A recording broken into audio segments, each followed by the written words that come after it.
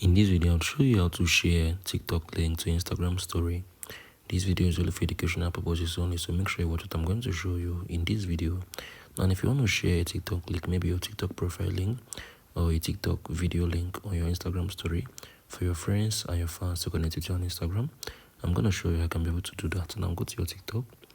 I'm going to use, let me say, I want to share my TikTok profile link on my Instagram story. So I'm going to just do this.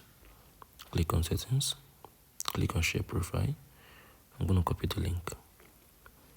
So what I need to do, I'm going to go to my Instagram. You can still do this if you want it to be a post link or a video link, right? So go to your Instagram.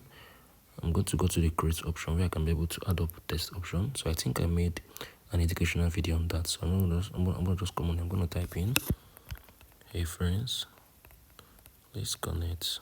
I'm going to just do this. Post this. So I'm gonna just do this.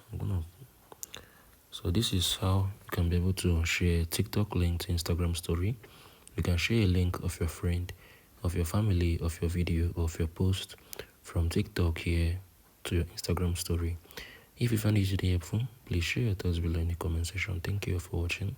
I will see you in the very next video.